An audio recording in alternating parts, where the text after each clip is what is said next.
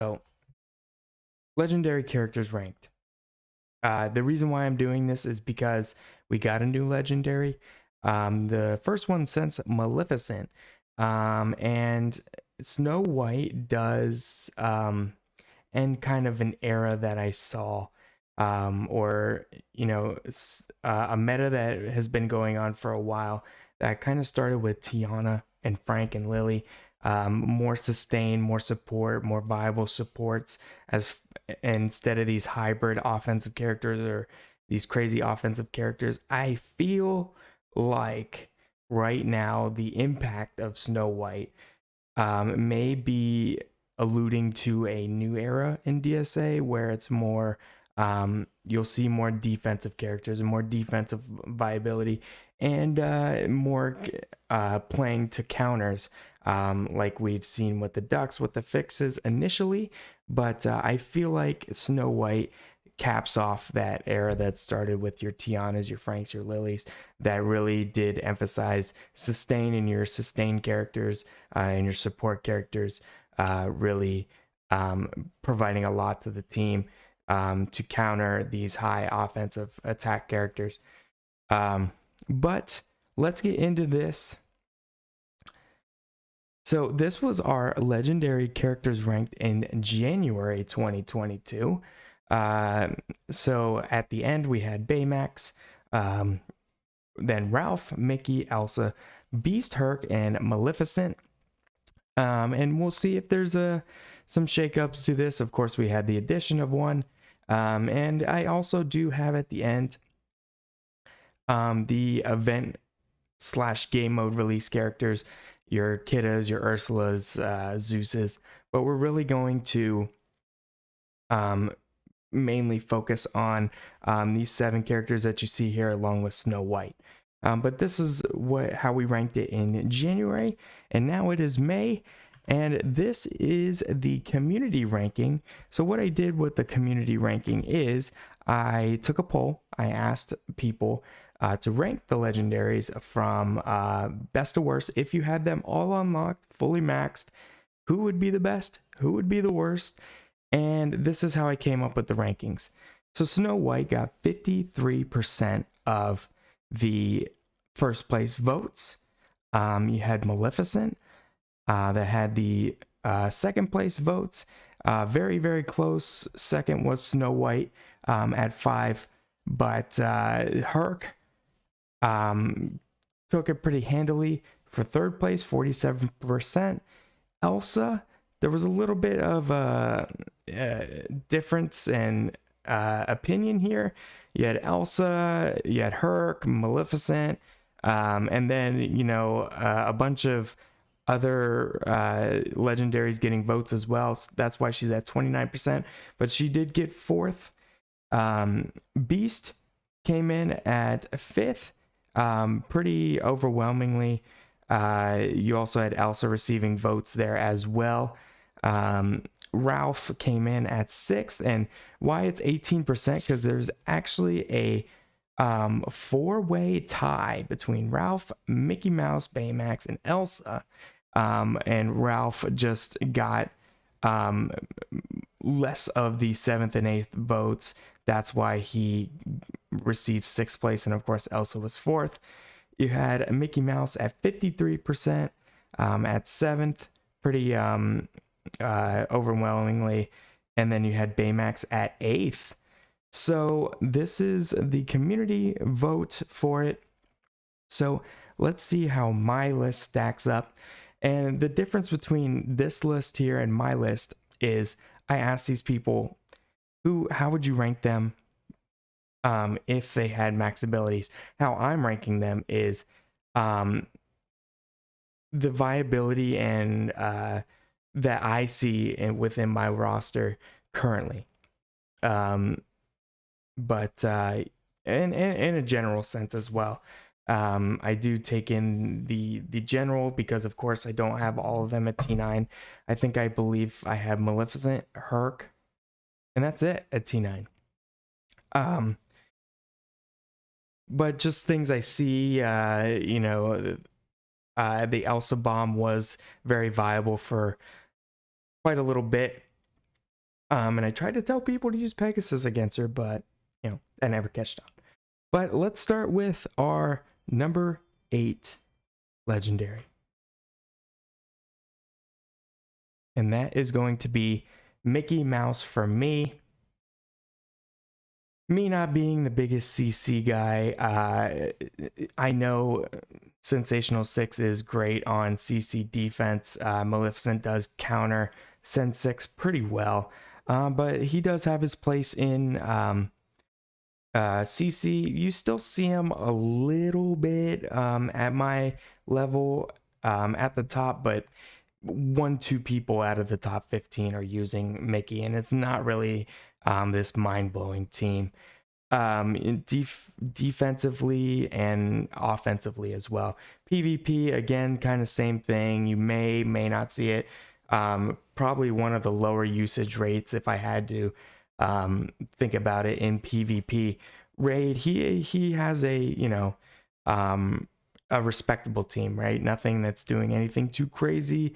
Maybe that's something different with the ducks fixes and whatever, but it's not going to be something that he was doing. Like maybe an empowered, maybe a few turns and goes after that is what you're going to get out of Mickey in the raid. Again, still a solid character. And what I wanted to say before I went forward is 5, 6, 7, 8 in this bottom row. I would say they're 4.5 out of 5 builds currently in the meta that we're in, which is Snow White. And then the top row is going to be your 5 out of 5 still, I believe. So Mickey Mouse will be rolling in at 8. You got at number 7, Ralph. And Ralph, you see a lot of differences and opinions, and I feel like that comes with how much gear you put into Ralph. If you have a gear tier 9 Ralph, he does work relatively well. He's a good pick, right? He's not the best pick, but he's a good pick. Again, none of these characters are horrible. I just think he's kind of like middle of the road in basically every game mode for the most part. Yes, he has that somewhat insta kill, and the stripping of debuffs is nice, but I feel like the more you like Ralph is how much gear investment you get into him. In raid, I have found some usage for him, but more again on the side of Mickey Mouse and empowered stay with a couple more turns afterwards. Next at number 6 is Beast. And Beast is very, very good against the tornado, which is why I put him in front of Ralph and Mickey, but he kind of falls in the same boat as them. Mickey is a great CC character. Beast is just good, right? Beast is just a great still plug and play character. No matter what game mode, he does have more viability than Ralph and Mickey in my opinion, but he does excel quite well against the Tornado Titan, which is there's something to be said there that it doesn't show the dominance of Ralph and Mickey, in my opinion. Patrick GC says, how about Mickey and that Genie team? I haven't seen the Genie team. But I feel like I've seen that Genie team without Mickey Mouse, and it kind of worked pretty well too. But nice to see you, Patrick. So 6 is Beast. And number 5 may shock people, but I actually put Baymax at 5th place. And as you remember in my January infographic, he was dead last, and he deserved to be dead last. But I will say that Baymax is very a sleeper pick against the princesses in the current meta, just because if you put him in front of Zeus, so if we're looking at a team composition here, and you put Zeus in the back left, and you put Baymax in the front row to the right, left if you're looking at it, basically in front of Zeus. He will taunt like he does in his kit, but Zeus will not take any splash damage because he's an undefeatable. And if you're able to get the patient out, it is a fantastic buff to give to the team still.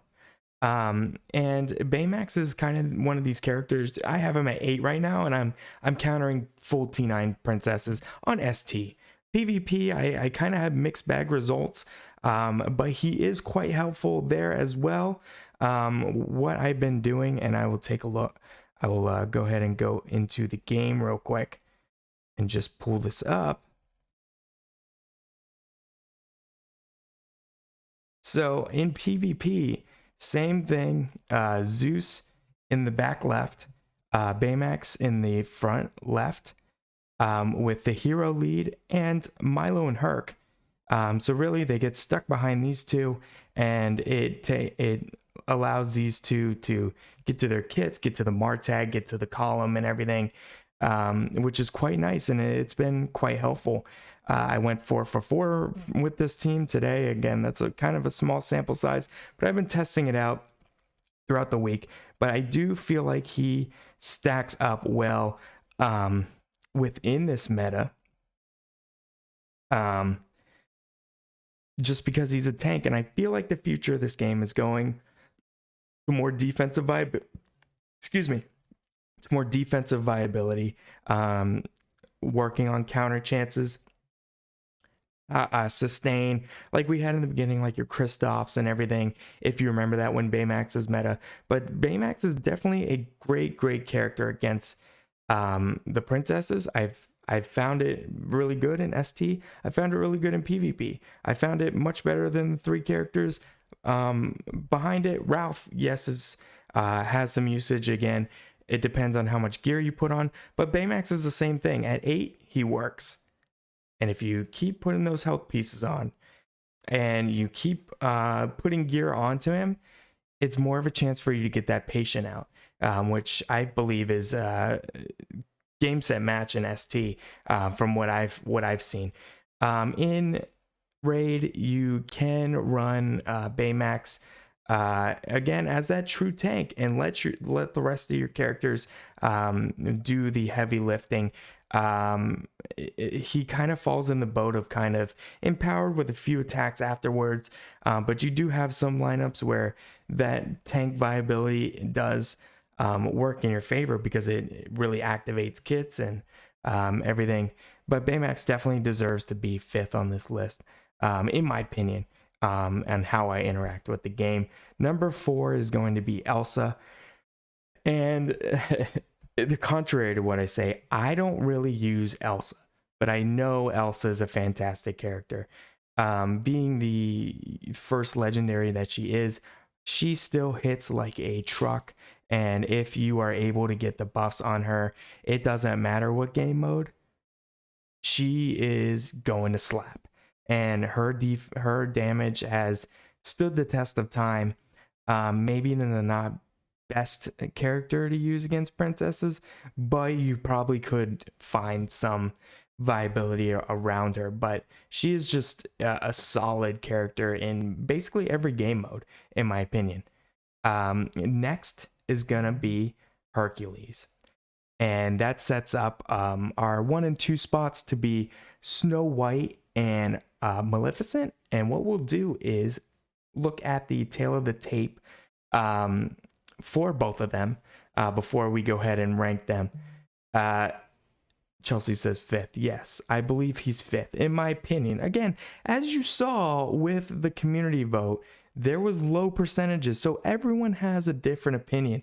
Everyone interacts with the game differently. I have a Gear 9 Elsa and use her all the time, exactly, and you probably use her in multiple game modes, and that's where she thrives.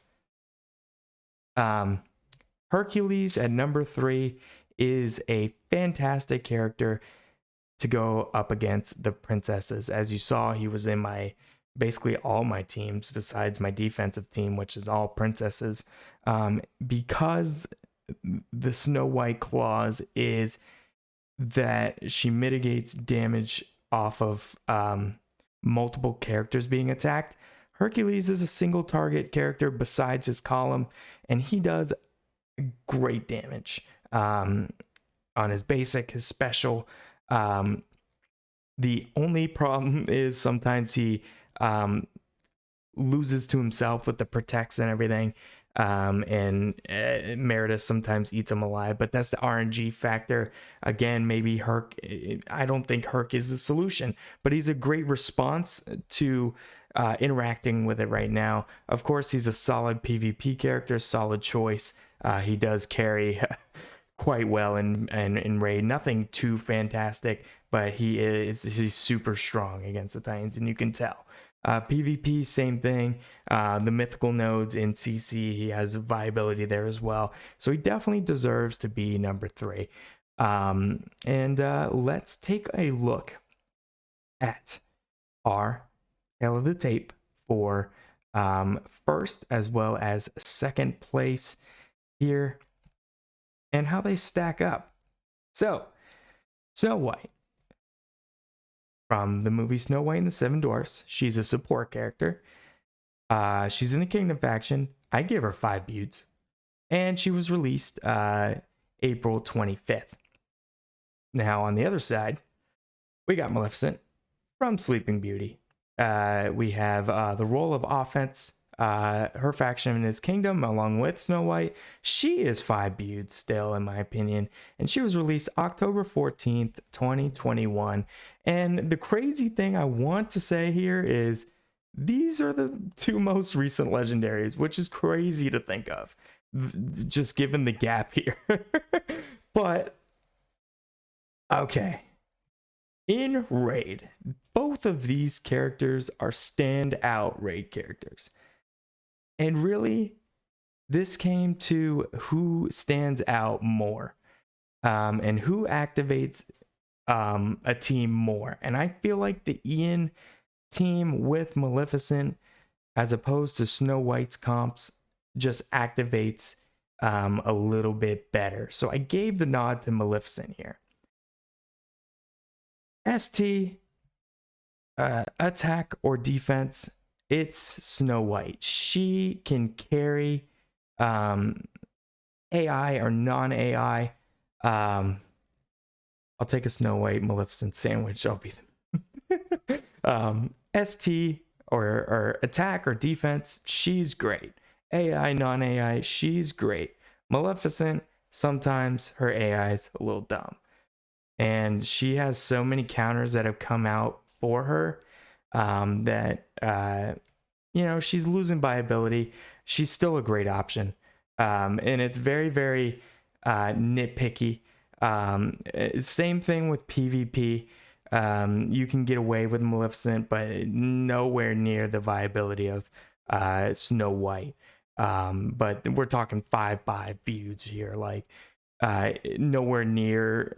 Snow White is like leaps and bounds from a 4, right? CC, I gave them both the check marks because Maleficent is the best counter to Send 6. And she is excellent in Kingdom factions as a whole, a plug and play character as a whole. Snow White, she has the princess tag. She can be utilized in that node. And on Kingdom teams as well, which is fantastic. It gives her dual viability. I think they both are kind of tied there. So as you see, we got 3 check marks to 2, and that's kind of how it ended up here. Maleficent second place, and then of course Snow White in first place. And I am interested to see what comes, especially with the fixes and everything. We see that Donald and Daisy, out of left field, kind of are viable right now, and I feel like they're going to add on top of that. And I really do believe counter chances, defensive viability, that type of characters are going to start getting released. And Snow White's kind of the era of the support and sustainability that started with Tiana, Frank, and Lily. But this is my legendary characters considered I think Mal might be a little more versatile and plug and play, but they're both really new. Yeah. Yep. Again, it was so hard in CC. It was difficult. Um, it was difficult because they both are like, it's like 1A, 1B, right? They're both fantastic. But I also went ahead and ranked outside of the the true legendary characters. I also went out and ranked the event slash game mode characters. As you saw, I put Zeus in front of Maleficent. And it's something that can go back and forth. Maleficent definitely better lead. Zeus, I think he's better at plug and play. And we haven't seen his full potential yet, right? Once he gets 7 stars and everything, he's just gonna unlock even more. I saw a lot of people put Zeus at 1. As far as ranges from the community, it's top tier. 1 first, seconds. He's fantastic. Also, you see Kidda at 5th. I kind of put her a little bit higher than most people. They put her in the mid tier kind of area, anywhere from 5 to 8.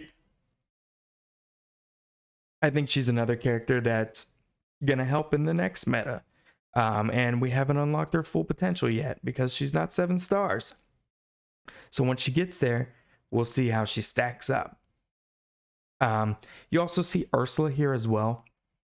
I was running a few Ursula comps in the beginning when I was testing Snow White, and what I came to find out is the turn meter strip is nice, but it may not be enough, and she's really very squishy, and she is not helping with the RNG aspect that much right now, just because Tiana kind of counters her, and the speed is not that much, but she is still helpful.